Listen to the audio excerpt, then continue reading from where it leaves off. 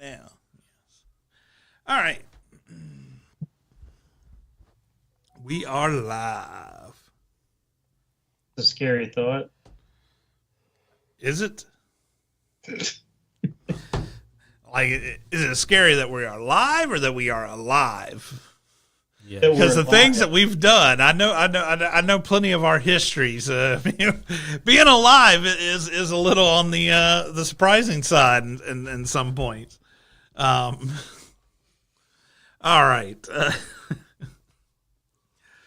Oh man, I've been regretting this and holding back for a while. This episode is going to include a topic I've tried to avoid for so long, and I'm going to go ahead and pull off the Band-Aid after I do this intro and jump right into it. So let's get started. Welcome to Dicejunkies. I'm Xenodamus. I'm here with Q. And on Skype, We have Bloodaxe. all right, let's get started. Oh man, Doctor Who. I'm sorry, Clarence. Discussing Who, you know.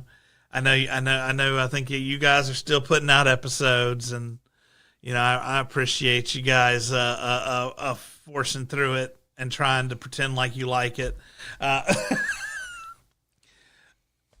gotta say, man. So we had 4 specials here, you know, and they started off with David Tennant, you know, which I think was just a way to try to pull people back after 3 years of crappy Doctor Who. Honestly, longer than that. I mean, it started going crappy probably around Matt Smith. You know, pulled up a little bit with Capaldi at the beginning, but then went back to crappy Double Time, you know, and then just never recovered. So they brought back David Tennant. And obviously, you know, David Tennant is one of the most beloved doctors of the new series. But even that did not save the numbers. I was actually surprised. I watched the 3. The first, and I think it was because of the first special, which was not really that great because they really, you know, shoved the knife in of wokeness and trying to get their message across that hurt them, because I didn't think that's the second or third special I actually enjoyed. I thought they were well written. I thought the first one was well written. I tried to even look past, like Q kept bashing me against the head going, you can't not look at that, you can't not see that, and I'm like, but there are such good aspects of the first one. He was blocking out large sections of the special, and I'm gonna be a little quiet, guys. I had a wisdom tooth pulled here, so but I'm not gonna ignore that. Like I made him watch it again because I literally said, how'd you feel about this scene? I don't remember that scene. I said, oh, we're gonna go watch that scene again. And then he's sitting there and it's just like, oh wow, I act like I didn't hear any of that. And I'm like, I noticed. Well, because, I mean, it was some of the best writing we've had in Doctor Who in a while, in my opinion. And I mean, okay. Because honestly, that's been my biggest problem with Doctor Who. I don't really care about, you know, some of the agendas that was pushed and you know, some of the things that people were upset about. Didn't really bother me as much as just the story sucked. It was boring. And so with the specials, I was like, okay, you know, outside the specials, things were being said that really worried me. But I was like, I'm going to, you know, people say stupid things. Maybe, you know, it's not so bad. And I watched it. And like I said, I didn't think the first 3 specials was that bad. Now, I did watch the Christmas special, which I thought was horrendous. And once again, not for a lot of the reasons. Yes, there was things in there that was obviously shoehorned in there to try to push their message. But it honestly, the pacing was horrible in the Christmas. And that was my biggest problem, was the pacing. Like it felt like they were just, you know, scratching, you know, across a chalkboard, you know, level of pacing. that irritation. So I was really disappointed. I know Q got really annoyed because of the first Black Doctor and some of the he's a clown. He's a joke. Yeah. He's there to entertain you and be laughed at. You know, this kind of rolls into that later topic. Well, that's what we're going to talk about next. So. Yeah, of them going like, hey, you want to be a doctor? No, we're not going to give you, what's Dance, his name? sing. Oh, God, yeah. He's dancing and singing within this first single episode. And I literally was joking when I said he was a minstrelling. I did not think he'd actually dance and sing for your amusement. And I will say, dude, I honestly didn't see as much where you were coming from until after I watched this next segment that we're going to talk about. And I was like, man, I see, like, and maybe that's also why I watched the 2.5 hours. So, because I was like, I see some of the things Q was talking about. Yeah, he saw some black performers you'll see later. We'll drop a little hint, Cat Williams. Yeah. Where they talk about that humiliation factor. And now he looked back at what I was claiming and said, Nakuti's a joke. Like, the Black Doctor is a joke. I don't think it's the same for Cutie. No, and that's where he I come doesn't from. mind because him, but I don't think it's the same system, because you're talking about the BBC here as well. No, it's worse. It's actually offensive in another way because why does your gay doctor have to be a joke? Why does he got a sachet? Like, that's a stereotype. Like, one of the things I hated about the stereotype. episode was, they used a MacGuffin and... Oh, you hated those gloves. Yeah, and I didn't really care for that. I thought that was dumb. But no, they literally did the gay dance joke where, gay guys in the club or woo, woo, woo. They did that. And I'm like, that's a stereotype. That's a joke. Yeah. That's a Family Guy cutaway joke. That I was amazed that he didn't go, this is insulting. Why can't I act with some dignity? But he is not dignified at all. He is very silly.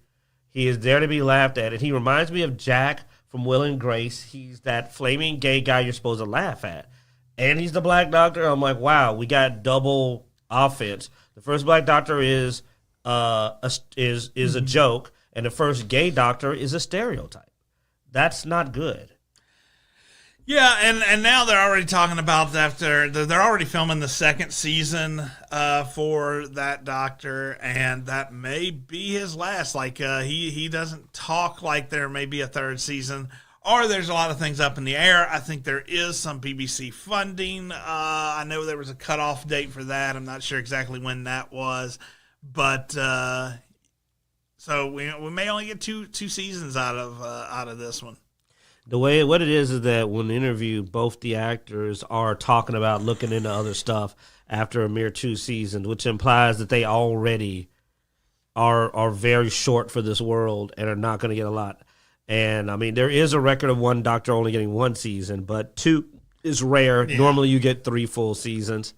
But I'm not surprised because you can only beat this joke so often. I mean, you can only have him be extravagant and eccentric so many times before it gets literally offensive. I'll be shocked if they can go 2 seasons without offending the very crowd that they're trying to include because I know, I've got like a whole group of people I know from that community, and they don't like that. They don't like the eccentric when they're being portrayed in extremes. Nobody likes being portrayed in extremes. I wouldn't want him with a gold chain around his neck that says, who, motherfucker? You know what I'm saying? Yeah. I wouldn't want that. Like, that's a black stereotype. Well, I mean, dude, if you listen to, the doctor that did only 1 year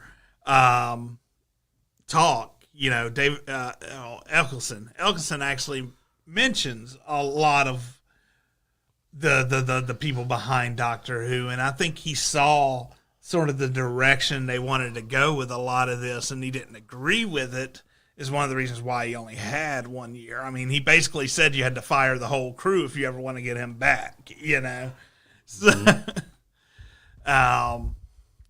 but it looks like I said the specials did poorly. I'm still stunned because, like I said, I made that comment before the Christmas episode.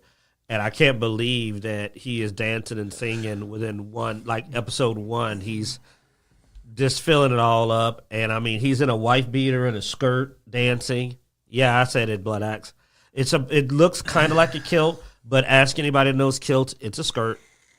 They went all in. They tried to do the whole thing, in my opinion. And I talked to some other people who watched it, and they sort of thought the same thing. They did this half kilt type thing. So basically, if you want it to be a skirt, it's a skirt. If you want it to be a kilt, it's a kilt. But to traditional kiltists. But somebody who holds the traditions of kilts strongly, it's not a kilt. it's definitely not a kilt. Yeah. But yeah, it just seemed like they try to do that little trick of the mind where you could go either way with it. And I mean, he's twirling it around, dude. He's not dancing like when he spins around, it flares up like a skirt and spins around him, and he spins around twirling his skirt. I'm not making this up. Am I making this up? No, you're not making it up. And he's wearing a white beater and he's dancing with the dudes. He's surrounded by guys while he's doing it. And the thing is, within a vacuum, not a big deal. But we've seen this scene. It's a mocking. They mock this. This is not a flattering. They literally create jokes where they go, cut away to the gay club. Mm. That's a known mocking. It's an insult. Yeah, yes. And let's not pretend it's not flattering. Sort of like shoving people, in dresses and... Yeah, like we want to segue. It's like forcing actors, especially masculine male actors, to wear skirts. So this week, dresses, Cat Williams broke the internet. Speaking of a lot of black comedians and black actors, and basically calling out a society that pushes certain check marks, on these characters. Now, I will say. Wow. I mean, I was locked in watching Cat Williams. I know the video currently has over 30 million views for this interview. Absolutely the top video for that channel by almost double. Oh yeah, no. I mean, I went through and looked, and actually the artists, the comedians and actors mentioned by Cat Williams here, like I looked at the Steve Harvey one, it was around 7 million, and it already had a bunch of comments about came here after Cat Williams. It's up to over 9 million now. So I mean, he also got millions of views for other people's videos on top of the 30 million he got for his own, which is just insane. Now, whether or not you believe Cat Williams or not, it's definitely entertaining. I would suggest, watching it if you haven't watched it. But I will say you might look at things a lot different after watching. Now, do I believe everything Cat Williams says? I'll tell you this. Because I can relate to some of the stuff he talked about. I can guarantee you he believes everything he said, And a lot of it, I can tell you, just from the way he explained it, and my personal experiences, that it came from the heart. It came from truth, Now, like I said, a lot of the stuff he's talking about is decades old. So you got to give some morphine of the truth a bit of a leeway for 30 years. Yeah, there's going to be different perspectives. Potential for inaccuracy. But the main thing is he talked a lot of points that I know that what got me is how Zeno was like, man, because he's heard me say this stuff. I've made these claims for a long time about they make him wear the tutu or they put him in a dress. They emasculate him. They make him go through weird trials and rituals in Hollywood. I'd heard about it. But after hearing this and putting the two and two together, Zeno was like, man, when I go back and I look at how stuff happened, that stuff, started becoming obvious. I mean, look at Dwayne Johnson. Like I said, he did Tooth Fairy. They put him in a tutu. Now he's got all these movies. You know what I'm saying? They he mentions Ludacris and how Ludacris got in all the Fast and Furious after he did some things they wanted him to do. It is almost this weird ritual in Hollywood where you have to go through something strange to jump off and to really start seeing it. And the biggest one was he talked about Kevin Hart. He slammed Kevin Hart. And he said Kevin Hart did something to get in there because Kevin Hart just suddenly was a star. And I thought about it. I said, I've never heard of Kevin Hart doing a club. I never heard about him doing, you know what I'm talking about, Bloodaxe, how they do this. They do all the clubs. They work their way up. You know, as a comedian, they go to Laugh Factory, all that. I never heard about him doing that. He just suddenly had specials out of nowhere. And that is odd. That's like, where's your history? Where'd you come from? We can go back and see Dave Chappelle on stage way back as a young man doing sets. You know what I'm saying? But now that I think about it, never seen a Kevin Hart set way back in the day at a little old bar or at a club. Man just jumped out. Well, dude, I mean, Cat Williams, I mean, he is iconic in multiple ways. I mean, dude, I'll still say to this day, I mean, one of the best parts of GTA was Cat Williams, man. When he came on the radio, you just sit there and listen, you know, because, I mean, it was cool because you're like, there's no mistaking Cat Williams' voice either. And you're like, that's Cat. They actually got Cat Williams in GTA, you know. And, you know, I remember growing up, you know, seeing the commercials for BET and stuff like that. And, and he has always been this this comedian that he's sort of a, I don't know what the word, it's sort of odd because it's like he will disappear, you know, and nobody's talking about him, but yet anytime he shows up, he's everywhere. He's everywhere, you know, and it's just like, I mean, look at this dude. I mean, Cat Williams done a few specials, does one interview, biggest interview on the internet. Yeah. One of the biggest interviews on the entire internet. Broke the whole internet. Bigger than Steve said. I mean, you can literally see him next to contemporary comedians that are supposed to be. Steve Harvey's on Family Feud, got his own talk show. I'm gonna blame Cat Williams for me not having a lot of gaming news. Is because my gaming news channels was filled with Cat Williams. I mean, yeah, I mean, it's Cat, and he drops a lot of truth, man. He talks about some guys, and it's like I didn't put some of it together. Like, I mean, Ricky Smiley's local, and I used to listen to Ricky Smiley read all the time. And Cat Williams started talking about him, and me and my mom was sitting there because mom came to visit me because of the tooth. She's checking on me. And she was just like, everything he says adds up. You know, and she ain't even into all this. She's just like, yeah, she started thinking about listening to Ricky and going like, that sounds about right. And I'm not going to say what she said because we don't want to offend anybody. But she just said that all she said was 2 + 2 = 4. And that's all I'm saying. Ooh. She said 2 + 2 = 4. And I said 2 + 2 = 4. I love that lady. And then she, same with Tyler Perry. It's like, well, she likes Tyler Perry movie, but when he said he don't make a convincing man in his shows, and my mom said 2 + 2 = 4. So we were dying laughing because everything he said, and then it was like he made that claim about the joke theft, and I said, well, I mean, thing is, you can fact check that, and when you fact check it, look like Sid might have accidentally copied a Cat Williams joke, kind of after he saw it before. I'll say, I mean, it happens. It happens. The joke was different, but yeah, the premise, you know, behind it was very similar. And well, I like what Cat said. Cat said, dude, they apologized to me. I'm going to drop it. But then he came on here saying something, so now I got to come say, yeah. He like, you know, it's like that old thing. Sometimes you need to leave something alone. Yeah. I don't know, man. I'm waiting for the Cat Williams memoirs to drop, man, because it sounds like he has a lot of... He drop his memoirs, a bunch of people going to quit. Yeah. They're going to quit.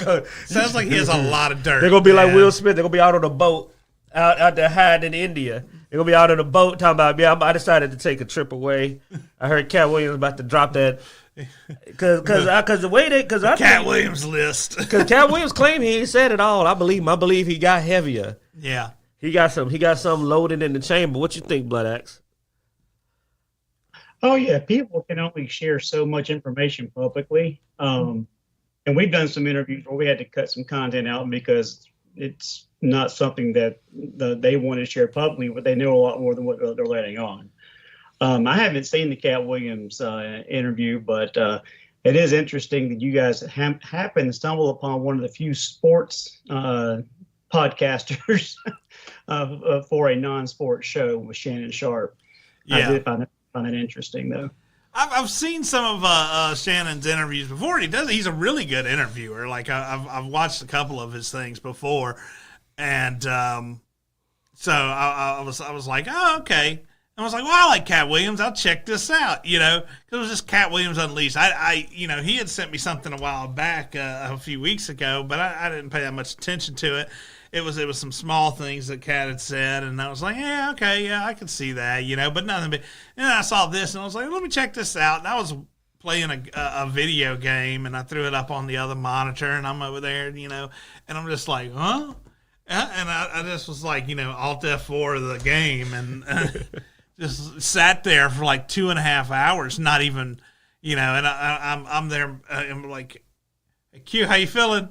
Because I knew he had just had his wisdom tooth removed, and I was wanting to talk to him about it so bad because I was like, dude, this is, oh my God, Man, these painkillers are hard though. I'm fading now. I'm up here like, huh? Yeah, Cat. Oh, but no, it is a very eye-opening view into Hollywood.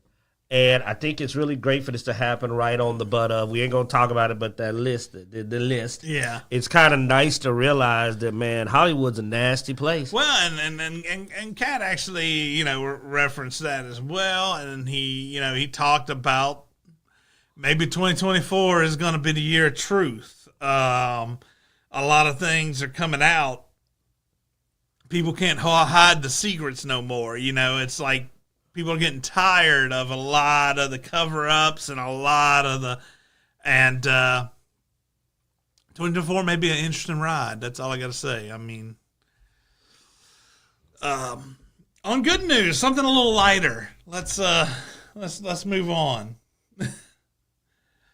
So this was actually brought to me by our boy Jarek. He saw this. He was like, "Hey man, you guys always doom and gloom a lot of your stuff." He's like, check this out. And I read, and I was like, this is really cool. It's nice to see.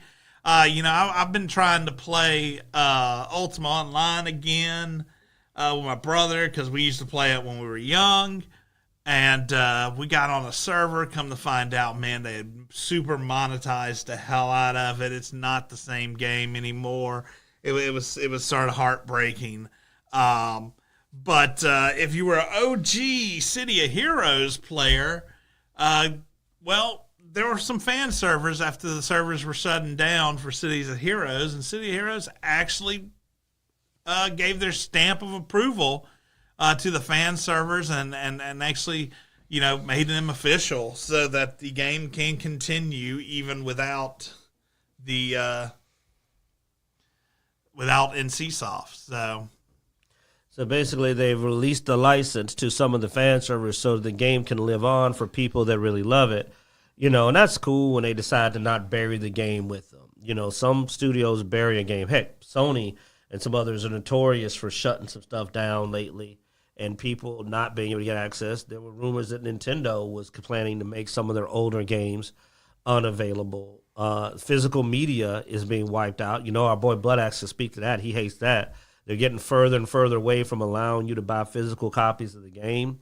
So seeing somebody let a game continue to live through the fans is awesome. And the fans are even developing new content for it. So, they're doing a lot of cool things with it.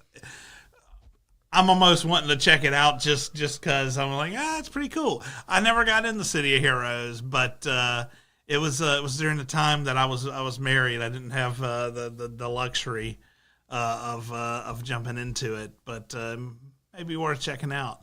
I knew a lot of people who were big fans, so that's pretty cool. Oh yeah, our boy Flynn was big into it, but he's like he's here with us right now because I know he would have had a comment on that. Yeah.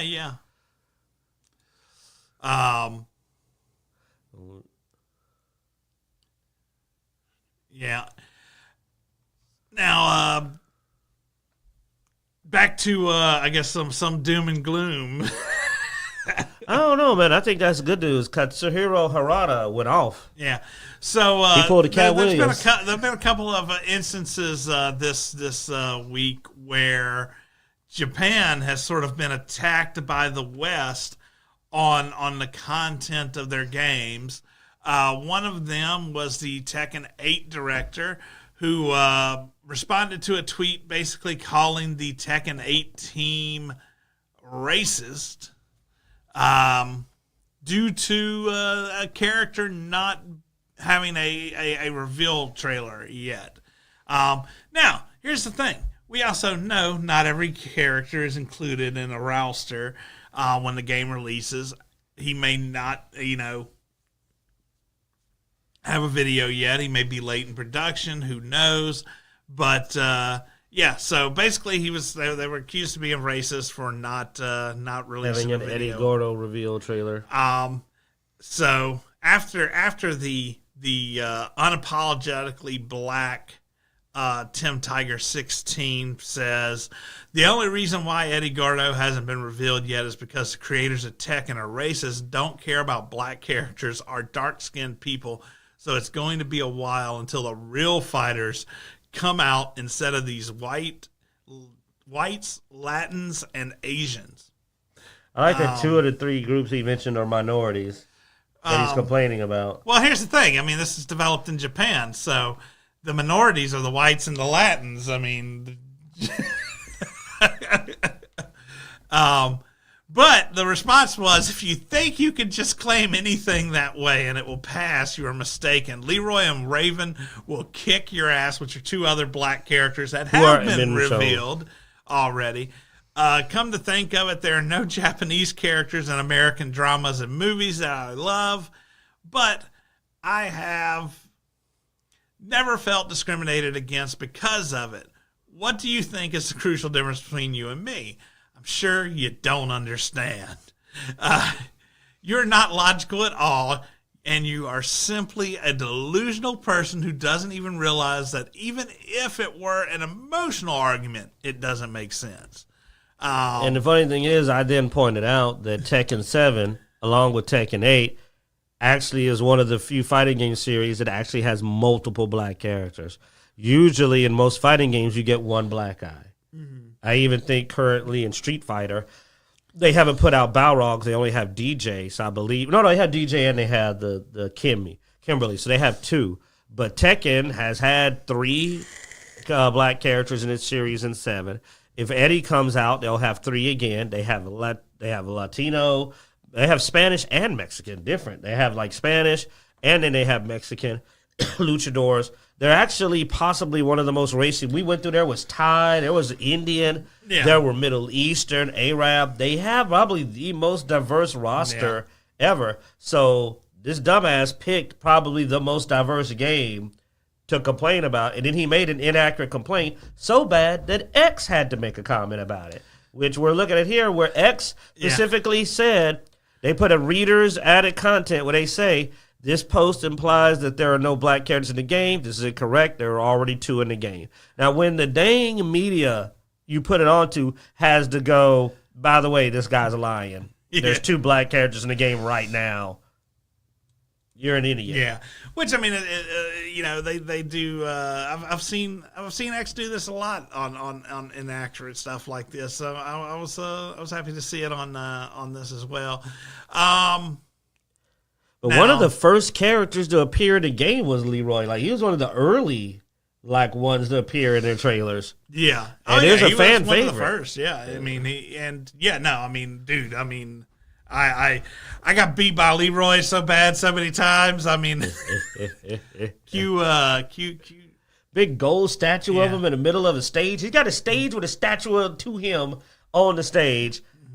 He was a DLC in 7. Yeah. So it was cool to see him and I mean, dude, I mean the cosplay of him. Like I think even one of the bigger rappers did a cosplay of him. I mean, he got a good fan base and really popular in tournaments. Mm-hmm. So no, it was good to see him again. I mean, Eddie Gordo, I haven't seen as huge of a fan base as I have on his day Leroy, was way back, man. He's like Tekken 3 or so. Yeah. He wasn't huge in the later games. But I mean, like I said, he chose a game to complain about, which has more black characters than almost any fighting game that wasn't made exclusively by black people. Like, it's like, if you go through your Asian fighters, it has one of the largest rosters because it hits 3, and 3 is a rare number. 2 is rare. 1 is the normal. 2 is occasionally. Like, for example, I love DOA, but, you've got Zach. Yeah. And then later on, they finally added Diego. Like, that's it. Well, Diego. They had a lot more black, Posa, though. I know I'm saying they added another, like, Spanish person because they had Yeah. But, like, Zach, that's it. In Street Fighter, you had Balrog, and then sometimes you had DJ, but DJ's been missing for a while. DJ came back in the new game, but Balrog isn't in it. But luckily, they have Kimberly, but that still puts him at 2. 3 is usually what Tekken, because Eddie's going to come out. He's been released. Yeah. So they're going to hit 3. They're at 2 already. They're at 2 at release. They're going to hit 3. Yeah, and Tekken's notorious for adding another 8 or so characters afterwards. So, I mean, you may even have 4. Who knows? Possibly. I don't, there might be. But well, like I mean, it'd probably be a new character, Yeah. But, I mean, so, it was obviously an oddity for them to even make that claim. Yeah. Now, you don't play Tekken too much, do you, Blood? I've never played Tekken. Never played Tekken. Yeah, no, I mean, I've played Street Fighter and Soul Calibur and Killer Instinct, but no, I've never played Tekken. Yeah. I mean, Tekken is definitely probably one of the more, I mean, I like it because it's a lot more technical, I think, than a lot of button pushing isn't going to get you anywhere in Tekken. You got to know the formula, but and you don't tend to see as many. You don't tend to see as many of the just combos you can't get out of either in Tekken, which is nice. Mike on the chat room says Street Fighter for the win. I've never been big on Street Fighter. My biggest problem with Street Fighter, I've gotten out of 2D. I don't like the linear. I like to have a 3D platform, which is why I like DOA, Soul Calibur, and Tekken, is to have that more 3D platform. All right, next up, another shout back from Japan is about a PS5 exclusive, Stellar Blade, which basically people were talking about the model for the main character, saying she was unreal and that no real person looks this way. And male gaze, blah, blah, blah. And Japan snapped back with the actual model that was scanned in that the character looks exactly like. So, yeah. I mean, that is hilarious that they tried to say that this is like this is an unrealistic body proportions. They show the exact model and it's like a perfect replica. But yeah, I mean,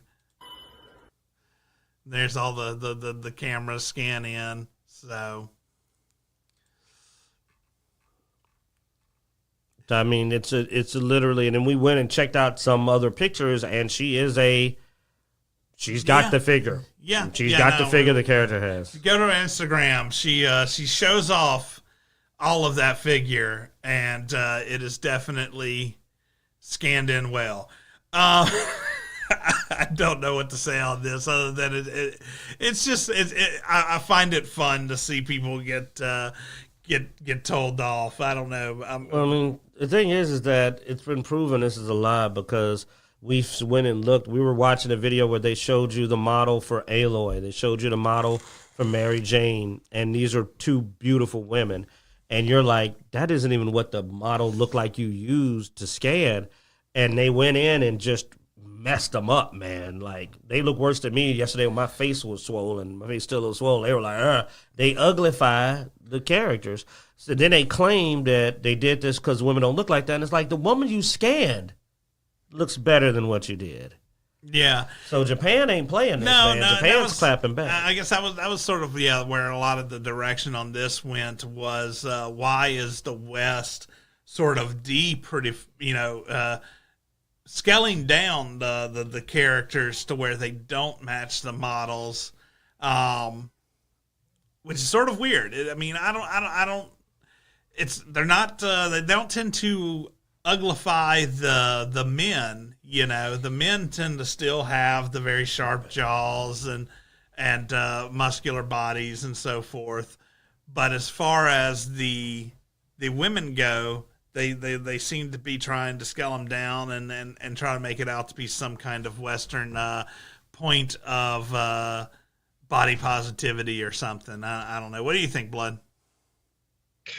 Well, I applaud Japan for clapping back because this is this topic I have to skate around because we try to stay monetized, but it's been heading down this slippery slope for several years now, to where it's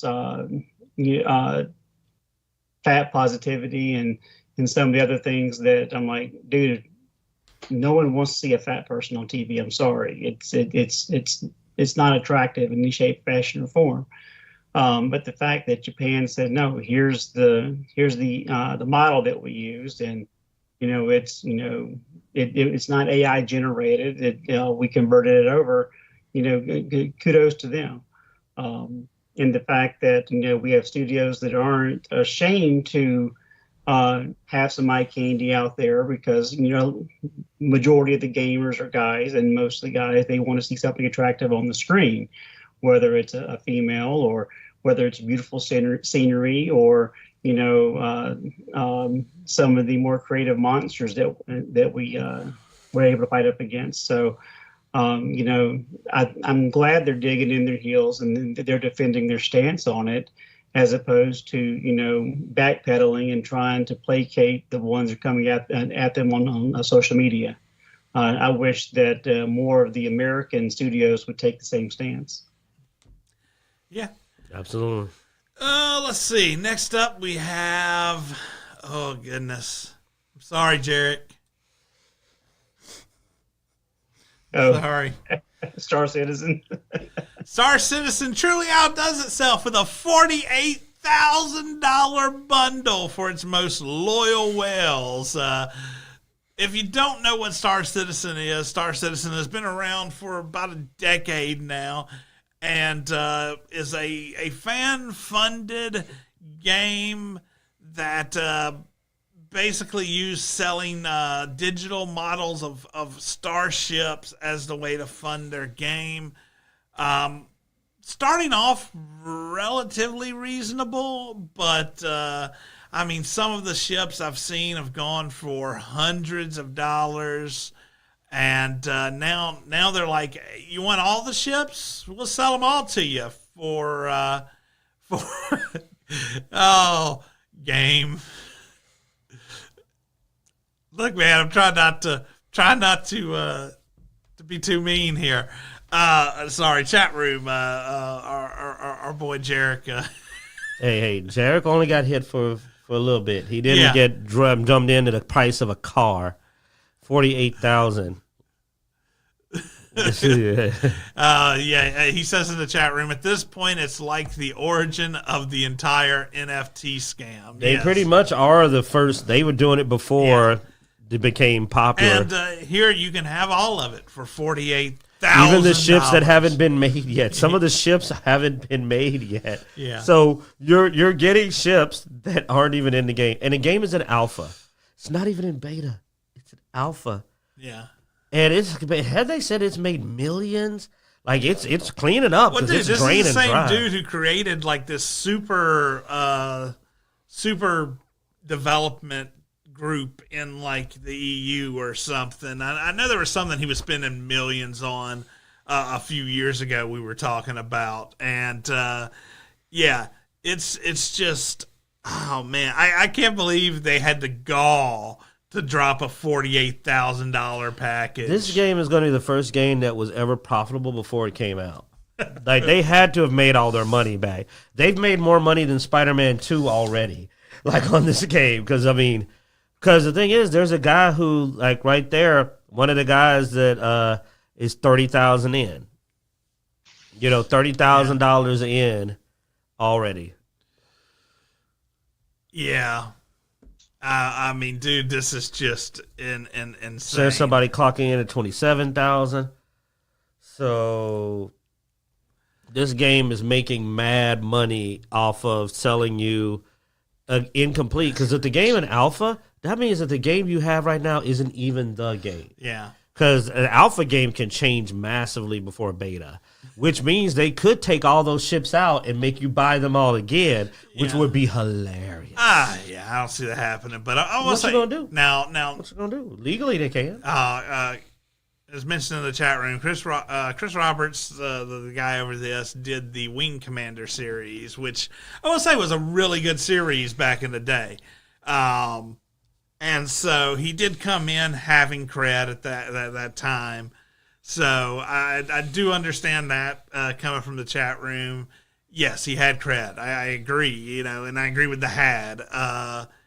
But at this point, I don't see how anybody is spending any money on this anymore. Like, I mean, it is so obvious that he has the money to finish this game. If he doesn't, it's because he misappropriated the funds. Did you tell you what I said about the package? What needs to come with it? Let's keep that to ourselves, buddy. Some happy endings. I'll say it nicely. There needs to be some happy endings with that. Somebody need to come by the house for $48,000. You should get laid after you spend $48,000. You should not be dry after 48. What? That's a lot of money. I get it. There's some women out there crying you're spending this on this. There's some women right now going like, hold on, homie. Don't spend that on the ship. Come talk to me. Now, I assure you, $48,000, there are plenty of people out there who are willing to show you a better time for your money. Oh, yeah. Take that to the strip club, boy. You be the VIP. I mean, the whole crew be a VIP. I know, you bring a whole crew with you, man. Y'all gonna be over here with bottles of champagne, treated like kings. That's ridiculous. Oh. For $48,000, you could buy every spaceship game on Steam. You could buy all of them. You could just play all of them. You could literally be like, you could play a different spaceship game every day for a year. For $48,000. You think I'm getting? Well, no. You probably could get the whole roster.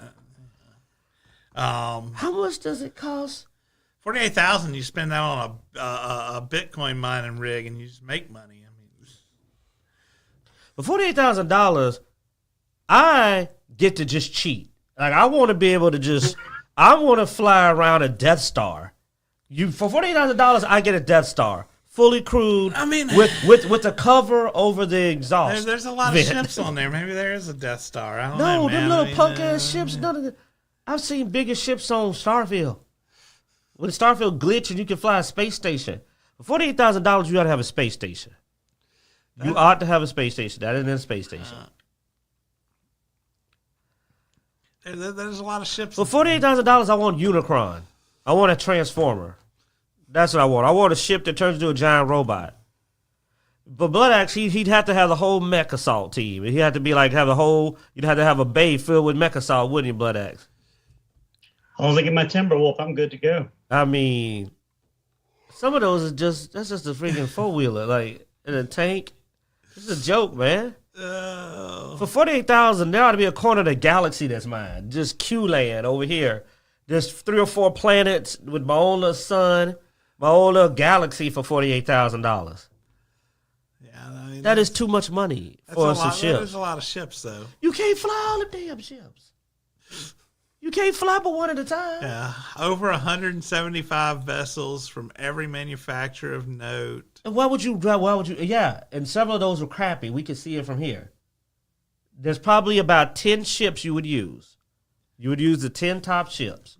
You'd use the 2 or 3 top best combat. That Javelin is pretty big. It ain't big enough. It ain't $48,000 big. I told you, I want a corner of the galaxy. I want to be a tyrant. I want my own little corner of the galaxy. That's $48,000 real money, huh? I wouldn't pay $100 for all the ships. Yeah. Well, yeah. I mean, no. I'd pay $20 or $30 normal DLC money and give me the top 10. We're sane, But $48,000 for some ships. Kids are expensive. My character better have a damn lightsaber. I want to be a Jedi. I want to be the only Jedi in the galaxy. You know what I'm saying? I want to cheat. $48,000, you got to be like, I know we say you shouldn't pay to win. I take that back if you spend $48,000. $48,000, you should win. You should win the game. If I pay $48,000, the only person supposed to be able to hang with me is somebody that paid $48,000. You know how much pissed off I'd be if somebody spent $30 on this game and blew up my ship? I would freaking burn their whole studio down. I'd be like, I know I didn't just get beat by a $30 guy. $48,000, you shouldn't be allowed to hurt me. Like you have to be over 40,000 to be allowed to damage my ships. I need to be in a special category called FU, the whale category. You can't even take damage from broke people. You can be all that stuff, Q. The game doesn't exist. Well, that's true. The game, you're right. There is no game. It's an alpha. Oh, speaking of things that aren't sane, many people are accusing the Steam Awards of not being sane with some of its award winners. Now, I will say, man, their categories really need to be revamped. The categories are not. They probably should have more. I mean, Steam Awards could be a bit of a competitor for some of the other more dictated awards if maybe they did limit the categories a bit. I will say 100% democracy obviously does not work in the game voting sphere. Maybe add about 10% curation to it, and then 90% democracy instead of 90% curation, 10% democracy, which doesn't get counted because the 90% overrides it so much. I say 50-50. Yeah. Many people were complaining about a couple of specific titles on here. One being the labor of love being Red Dead Redemption 2, which I will say, recently I did pick up this game, and I didn't care. Single player was interesting. It had way too many videos. Got online, and I don't know where the love is online because whew. Didn't you and your brother have to go do your own server? We had to find a way to make it where our own make our own server because the hacking and mayhem was so high on the online. Like we literally had buildings falling on our heads, just randomly being exploded, having bounties put on us for murder when we were just loading into the game. It was insane. The worst experience ever on an online game. I don't know how you point this out to be a labor of love. Several people were upset about Starfield. Yeah, the other one I somewhat disagree with. I mean, I do think Starfield was relatively was probably the most innovative game of the year. Now, it doesn't mean it was a great game. I agree with Jarek that I said no. Remember, I said that. Yeah. I said they might as well have given No Man's Sky the award again because it's the game with the most new content. Yeah, I think No Man's Sky has won the Labor of Love award like for the last 4 or 5 years. I think. That doesn't change that if it is legitimately the winner, though. But yeah, I agree that it would have been a better choice. But yeah, a lot of people were upset to see Starfield, especially now that it is actually, I think, not even green on its rating anymore. I think it's gone into mostly negative. Yeah. But still, that doesn't necessarily mean that it's not an innovative game. It's just the usual Bethesda problem. They got a lot of stuff coming out of the pipe, but they're too damn slow. Bethesda just takes too dang long to do everything. Because you got to think about it. 6 weeks is very slow to have a major patch for your game coming out. Most games are patched 3 or 4 times in the first few weeks. They start fixing stuff. Remnant 2 patches their game usually within a few days. There's only one patch took a little while to come out, but the game was working. I remember the patch because it messed up what I was doing with one of my builds, but I fixed it. But we knew the patch was coming. But 6 weeks is too slow. A game can die in 6 weeks. Oh, yeah. I personally thought it was innovative. I saw a vision there that I thought was bigger than what most were trying to deliver. Jarek in the chat room says it wasn't innovative. It's every Bethesda game just reskinned for space. I'm going to disagree there. But, that's the whole point of voting and opinions and all that. But oddly enough, this is a voted game, and people voted it innovative despite the negative reviews.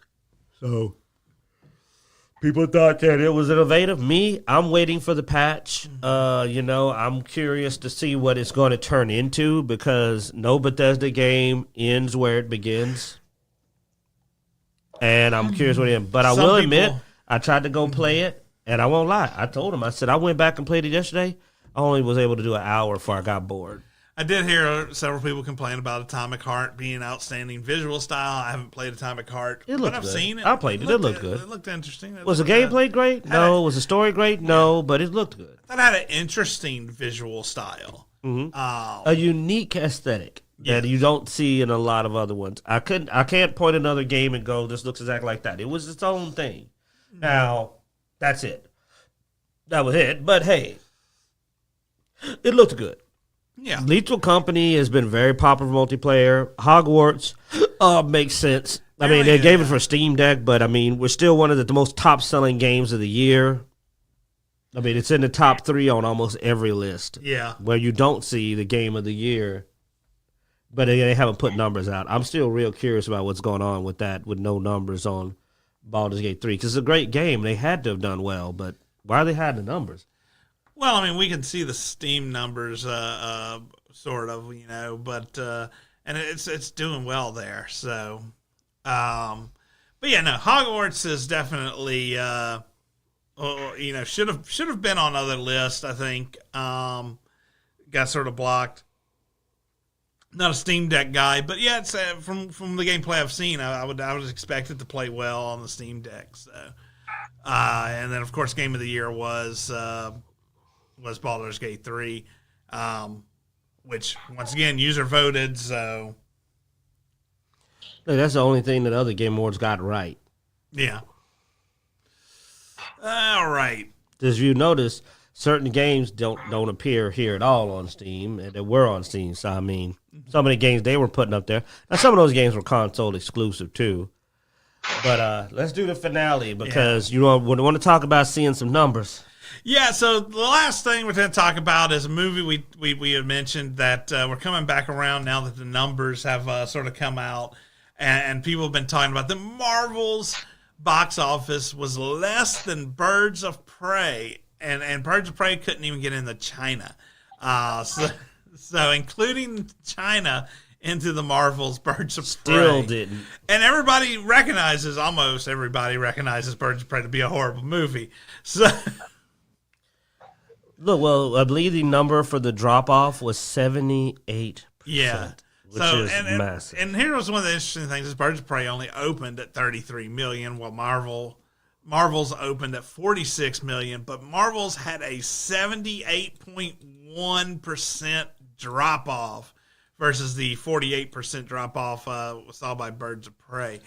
So people went out, the people saw the movie, more people saw the movie, told everybody, don't go see this movie. And that's bad. Yeah. Because drop-off represents really how the movie's doing because people stopped going. Yeah. Additionally, the Marvels played in the theaters for 2 more weeks than Birds of Prey. This is comes back to a deal that Disney made with theaters sometime back. Oh, yeah, screwed them over. Wasted up one of the screens. Yeah, where they have to put it on a specific, one of their best screens, and they have to have it for so long. So the Marvels was 56 days, where the Birds of Prey was in theater for 42 days. So Michael Hartzman is asking if we think the bubble. I believe that bubble has definitely burst. Well, here's the thing. I don't think the Marvel bubble burst. I think the Marvel bubble collapsed from the inside. A lot of people talk superhero fatigue, and I don't think that's as big of a problem as people are making it out to be. I think we all still love superhero movies. It's just they haven't been good. Yeah, I do believe that there's Marvel fatigue and DC fatigue. No, because if X-Men come out tomorrow, I'd be one of the first people to go watch it. But I don't think as many people would go to see it that would have 4 years ago. But I don't think it would get the same pull. I think that they've heard it enough that if they put it like this, they're talking about bringing back Robert Downey Jr. If they do, his movie will do well, but it would not do as well as it would have done if all the stuff that happened after Avengers had not been put out. Yeah. I believe everything after Avengers. Well, yeah, but I don't franchise. think it's because of fatigue or no, it's because Marvel's on. I think it's because nobody has trust in Disney and Marvel right now. So in that aspect, it's burst, but I don't think it's burst in the fact of people aren't interested in that type of content. It's just they broke the content. They broke their own formula to put in these messages. The Tom Holland Spider-Man movies prove that. He's in the same universe, and his movies were knocking it out. But my thing is that anything that comes from Disney Marvel is gonna lose 20% just because it's Disney Marvel. So even the X-Men, would X-Men do well? Hell yeah, I agree. But I do believe if it's the X-Men coming from Disney Marvel, there's a few people that aren't going to show up because they just don't trust them right off the bat. I do believe that they would do about 20% less than they would have if Marvel had not done its best to ruin everything they put their hands on. Because I hate Marvel so much that you mentioned an X-Men movie, I wouldn't be nearly as excited. I wouldn't. I'd be hopeful. But I would also be very, very doubting. And that's where I think I am. I'm hopeful for X-Men, but I doubt a lot. Mm-hmm. Also in the chat room, Marvel seems to a lot of talk over now about the Games Workshop and Amazon collaboration. I am interested in that mostly not because I trust Games Workshop or Amazon. It's because I trust Henry Cavill. I have more faith in Henry Cavill. Games Workshop is notoriously bad, and Amazon has put out some absolute trash from what I understand. Yeah. Like, didn't they do the Lord of the Rings of Power, which is the worst adaptation of anything? I mean, it's so bad, it wouldn't even pass for a spoof. It wouldn't even pass for a scary movie-style spoof. Mm-hmm. Like, it's so terrible. Like, watching it, you would think that they are literally making that it's a spoof. Because you look at Galadriel, you go look at Lord of the Rings, and you look at this character, and you go, "This is a comedy, right? We're cracking a joke. What's going on here? Who the hell is that guy? What Sauron's just some dude that was on a piece of wood floating. I don't care. I'll spoil the hell out of it. Sauron's just some dude, some stupid dude who's thirsty for freaking Galadriel, wants to clap those cheeks. That's all. It's dumb." Great evil dark lord with no physical form, flaming eye. Nah, some dude who's just like, "Yo, Galadriel, be my queen. We can do this, babe." It's fucking dumb, man. It's a mockery. It goes back to what I feel about, we're talking about Doctor Who. It's like, don't let people insult you to your face and act like it ain't there. Call it. It was stupid. The Rings of Power was a joke. And it's Lords of the Rings done as a comedy. Oh man, but not funny. Even Aquaman 2 beat the Marvels, and that was doing terrible. So I mean, I believe that the problem is that's why I don't trust Amazon. So the question is, now I do know Henry Cavill. He's the kind of guy to raise heck if you don't listen. Who'll say no, we don't need to do that. Well, he's a Warhammer fan, so, and I do believe that he will fight back, like rumors of Cat on Friday, like, nah, we don't need that in here. I believe Henry would be like, no, we're not doing that. That's stupid. And hopefully his voice wins out, because we saw what happened in The Witcher. I mean, it literally led to him leaving the role, and I respect him for that. Because you know what? That's why we enjoyed the Cat Williams special. Look, is he as big as some of these other people? No. But he's got my respect because he has some dignity. You got to have some dignity, man. There's got to be, you can't put a price tag on everything. Henry, I believe, will do what he needs to do. But he's fighting an uphill battle against some idiots. Because Amazon has done some dumb stuff. And Games Workshop is notorious for weird practices and dumb ideas. So we got to hope he can beat out the stupidity. Same thing with Marvel and Disney. It goes back and wraps up. Yeah. Bloodaxe made a good point. I'd love to see a new X-Men movie. But they got to fight Disney and Marvel Studios hard. And if you've been keeping up with the comics, which I know you haven't, because you want to live a long life and be happy, Bloodaxe, and I'm proud of you for that. I've been keeping an eye on what they're doing, and it's heartbreaking. It's heartbreaking if you love these characters to see what they've been doing with the comics. I mean, honestly, I think our first taste of how well fighting back is going to work with X-Men is going to fall into Deadpool 3. Because, I mean, if Deadpool 3 gets contaminated by the Marvel madness, then there's obviously no hope. Well, given how much Ryan Reynolds takes it serious, yeah, he is another fighter who I believe would, because, I mean, he's already had a couple of times he's popped out and made a comment.